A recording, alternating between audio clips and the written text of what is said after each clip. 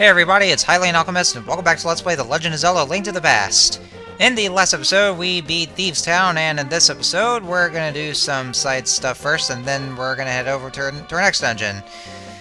And what we're gonna do first is that we are gonna go right down south from the Village of Outcasts, and if we go right over to here... what do we have here? Poor little frog there is trapped. Let's go and talk to him. Let me guess, you must be one of Asui's old relatives.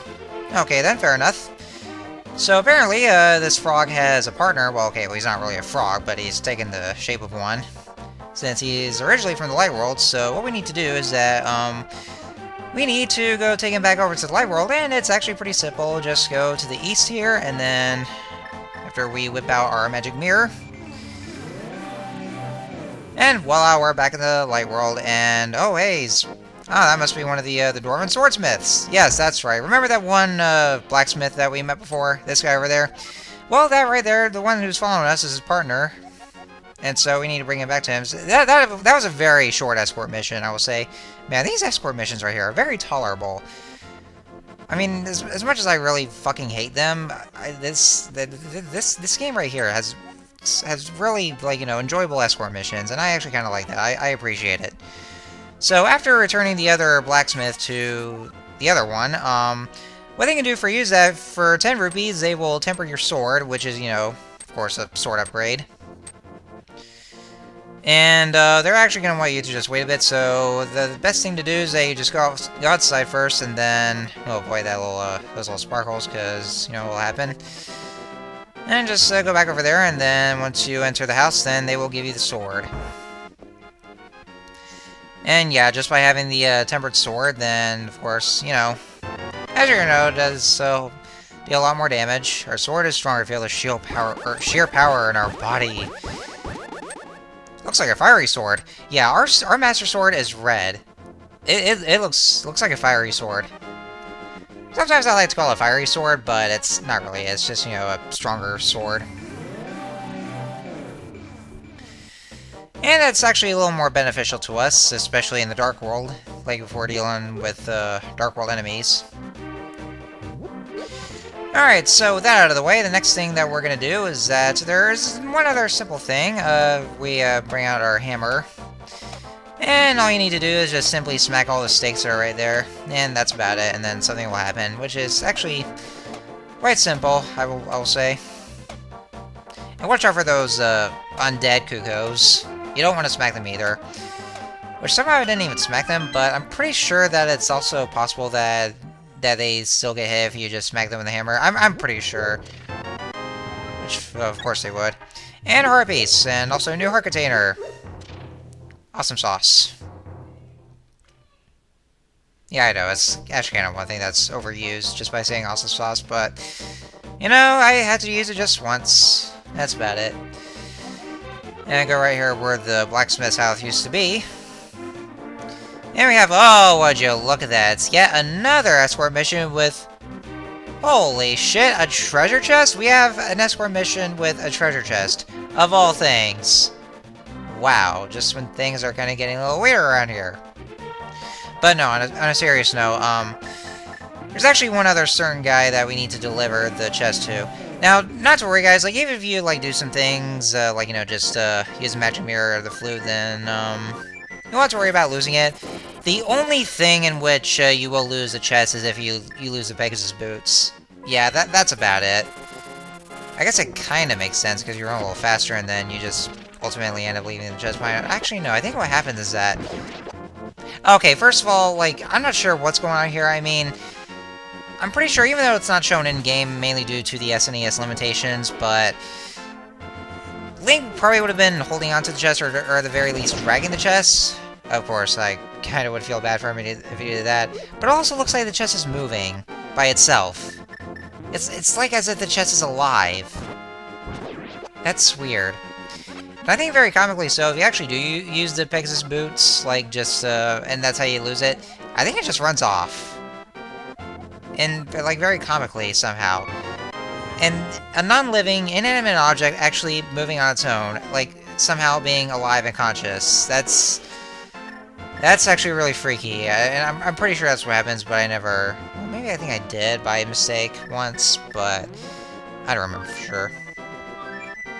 But anyway, bottom line is, if you go and bring that chest to that man there, then he'll give you the 4th and final empty bottle. So now we have all 4 empty bottles. That's all for that. And next thing we need is that there's another portal right here where the desert is, and that will take us to... Ooh. Huh.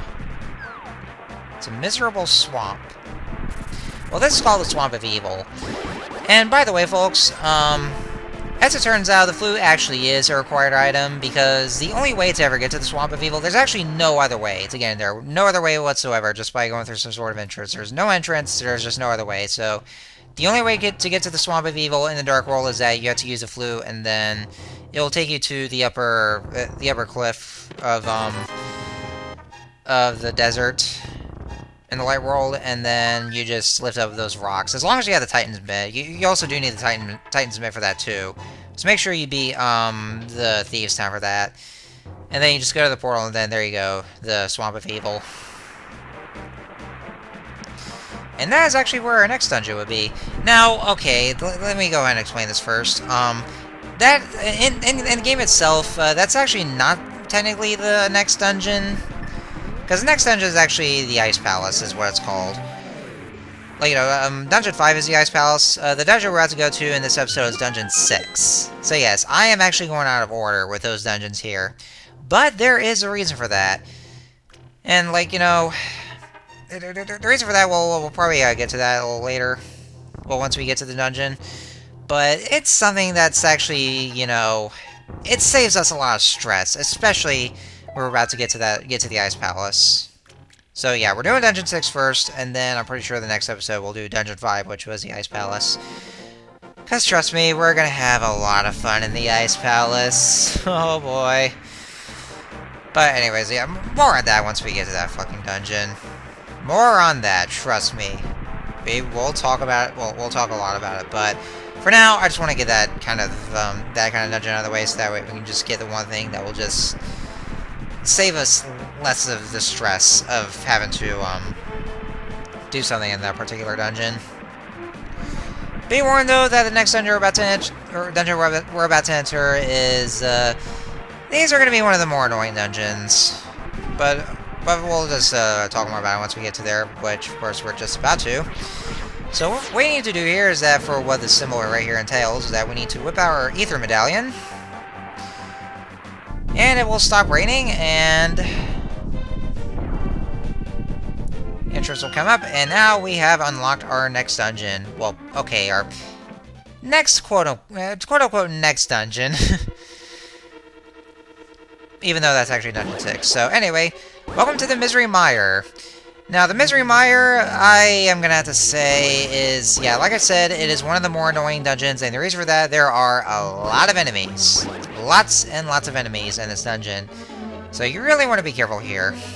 And especially since I was recording this, and, you know, dungeon layouts I don't really quite remember much of, is that,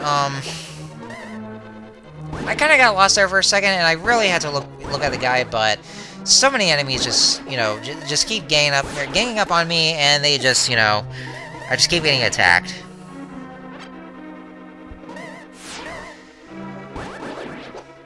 But yeah, because of this, you're really gonna need to be careful. Well, I mean, in the Ice Palace, there's actually another dungeon, which of course, will actually increase your defense. Yeah, there actually are increased defense increasing items. God damn it! Why can't I speak today somehow?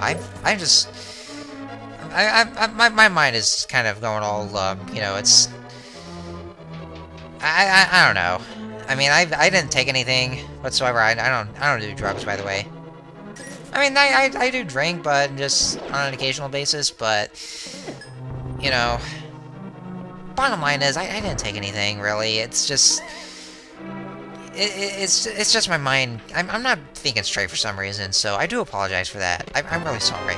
So, anyways, back to what I was saying. Yeah, the Ice Palace does have an item that increases your defense. So, if you had that item, if you did go to that dungeon beforehand, then it'll make things a little bit easier for you, so that way it won't take as much damage, but either way, you'd still have to do that one pain-in-the-ass puzzle that the Ice Palace has, but again, more on that later. But either way, it's kind of more like a sadistic choice, you know, pain-in-the-ass puzzle, or just go in the dungeon and just get hit a lot of times and just, you know, lose a lot of health in the process, and I mean a lot of them. Anyways, so yeah. I think I actually did record this video. Well, I did a previous recording attempt, but then I had to, start the dungeon over, because I kind of, I got lost. So, yeah. Like I said, it can be pretty tedious, especially with the amount of enemies that are in there. And since, like, you know, we have the lowest defense right here, then it's gonna be even harder. Because, you know, the Dark World dungeons aren't that easy, and, you know, like I said, it's where things get very challenging.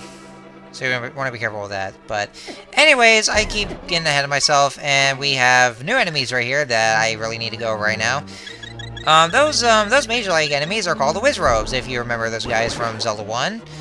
Actually, I kind of appreciate, like, you know, I like how they're designed to look more like those mages, kind of like the ones in Final Fantasy. I actually still remember, like, you know, back in Zelda 2, where their designs in Zelda 2 just make them look a lot like the Ku Klux Klan for some reason. I'm not even kidding. Like, seriously, look it up. But yeah, the Wizrobes, like, you know, I wouldn't say they're not quite as annoying as they were in Zelda 1. Like, pretty much what they do is that they'll just appear out of nowhere like that, like out of thin air. And they'll just shoot their laser beams at, well, their laser waves at you. That's what it may seem like. And then they'll disappear after they do that, so you want to hurry and get rid of those as quick as you can. But as long as you know, like, what you're doing about the way to defeat them, then they shouldn't be too hard. But they can kind of still hurt a lot, as far as I'm aware. And those other slug-like monsters that drop the bombs, those are called Sluggulas. And you know what they do? They just spit out the bombs. So yeah, you want to be careful with those two. They also hurt a lot, and you know, just make sure you just try to be careful with their bombs. By the way, though, after you light all the 4 torches, and of course the wall will expand, you might have noticed that I actually cut that part out, is because it takes a long time. Like, I don't know how long it took for that cutscene to happen. Like, you know, it still just, it makes the noise of the wall moving, but, you know, the game, it's like the game pauses for a very long time, and, like, you know, about, like, pretty much about as long as Sonic 06's loading times. Is probably what I would say, but yeah, it took very long, so I had to cut that out because that was really unnecessary and just flat out meaningless. Oh, watch over the bigger trap here. Yeah, this one right here, like, you know, there's one blade trap and there's a bigger blade trap, so you want to be careful with that one there.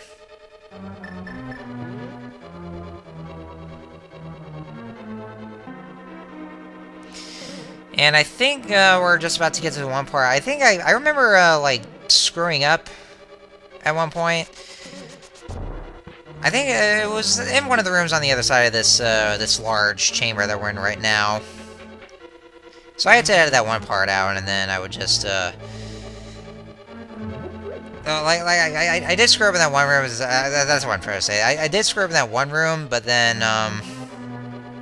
well, just a couple of times. I think. Well, you'll see here in a minute. Hang on, I'll try to explain it a little better. Ugh, my mind is not thinking straight today for some reason. So yeah, this is the room right here. I had to edit out a lot, like, you know, with the jump cuts, and I do apologize once again, because I screwed up here. Maybe because of those laser eyes on the wall. You do want to be careful with the laser eyes. Go past them, and then they'll just shoot lasers at you, so you want to be careful with them. And now we just got the Cane of Samaria. That's the one item that we need for the Ice Palace. You will need those, and it saves a lot of hassle for that, but again, we'll talk more about it. What it does is that, the Cane of Samaria, it creates blocks, basically. So if you see a switch, but you can't find any blocks, then, well, there you go. Use the Cane of Samaria, and then a block will appear.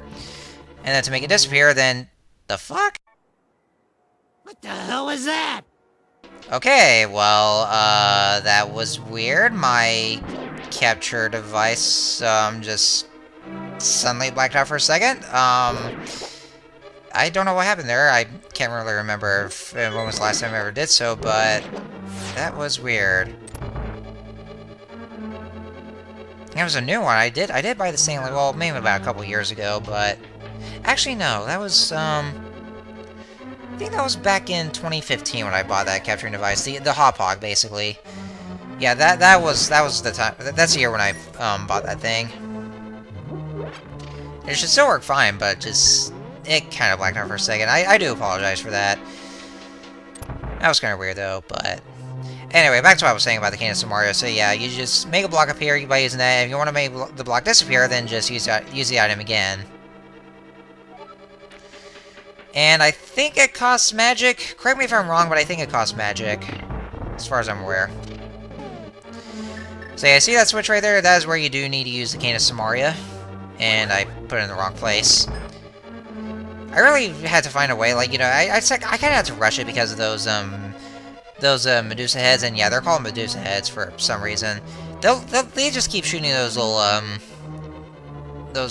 energy balls at me. So I had to hurry and just place the block somewhere using the Cadence of Mario. Yeah, a lot of the shit just keeps getting thrown at you, like, everywhere in this dungeon. A lot of that. It really does, so yeah, that's why it's just, like I said, you really do want to be careful with this dungeon. It's, I really don't like this dungeon very much. Like, I mean, you know, some dungeons in Dark World can be fine as they are, but there are also other ones that are absolutely infuriating, and, you know, that's just about it, really. And yeah, I've kind of screwed up there. I was supposed to make sure that the blue blocks are... Oh, no, I mean the red blocks. The red blocks are lowered. So that way I can get across over there. Oh, look at that. Oh, God.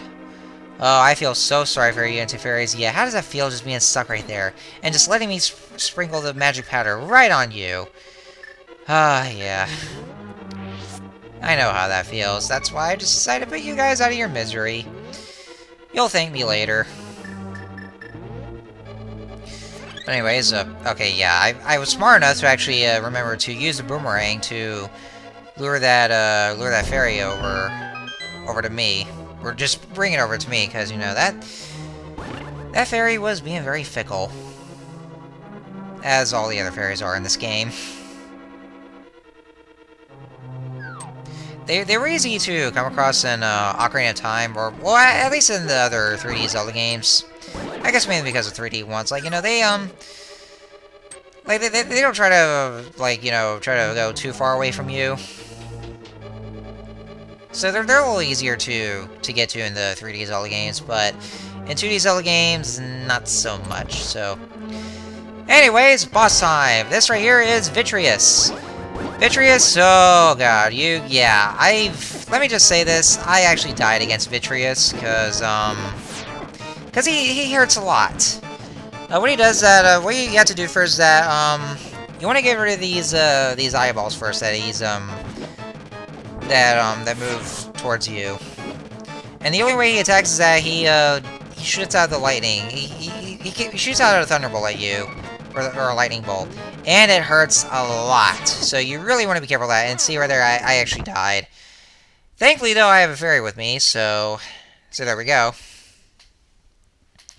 But especially since we have the least offensive the least offensive we have right here, then it gets even more tough. So yeah, just be careful with them. Like, you know, the eyeballs themselves, and just the lightning bolts from the main eyeball of Vitreous, it hurts a lot, so you really want to be careful, and that's where you also need, well, you might need a lot of red potions, or blue potions for that matter, for this boss, or at least for this dungeon in general. And also, don't walk into the goo either, or the slime, because the slime also hurts as well, for some reason. It's also a good thing yeah, so yeah, that's where I just used my red potion, but of course I ran out, so... Yeah... And I think I also died here again, but what I did beforehand was that I actually, actually, no, that wasn't it, though. What I did beforehand was that I created a save point, and I had to. I know I probably shouldn't have, but I had no choice. It was just...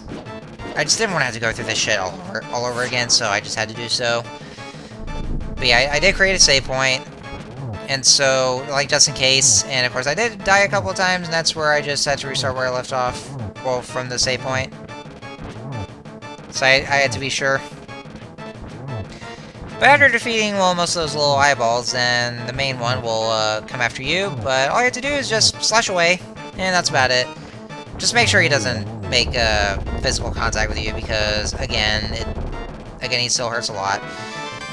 But nevertheless, Vitreous is now defeated, and we have freed our next maiden. Well, probably supposed to be the 6th maiden, but it's actually a 5th one.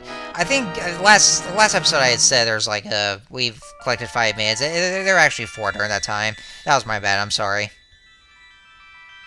Oh yeah, and also, by the way, since we kind of went out of order just by going through Dungeon 6 before Dungeon 5, the dialogue for each of the maidens, they remain exactly the same as they were, like, you know, if you free them in that specific dungeon. Like, let's just say, like, you know... We'll just see here in just a sec. See, again, didn't plan on you getting this far. See, she says right here, like, you know, since, this is Dungeon 6, the 7th dungeon is actually in Turtle Rock, like she just said. So, yeah, this is one of those examples of which their dialogue just stays the same, and, like she says that your next stop is Turtle Rock, but we're not actually going there, guys. That's not actually our next stop, because we still gotta go to the Ice Palace next, so... Yeah, that's actually the intended order. Just do the Ice Palace first, and then Misery Mire, then Turtle Rock. That's the intended order, but we went out of order, and, you know, despite that, the dialogue just stayed the same. They just seem to imply that we have to go to Turtle Rock next, but we haven't been the Ice Palace next, so yeah, that's one of those things. It's kind of confusing that way, but, you know... I mean, I guess Nintendo was kind of lazy, and they just didn't, well... Or maybe it wasn't laziness, but... I guess they just wanted... They intended for you to just go in that order anyway, but... You know, it's completely non-linear. But, you know, the dialogue just still remains the same, but... Anyways, so... Next time on Let's Play Link to the Past, yeah, like I mentioned before, we're going to the Ice Palace next. See you guys next time.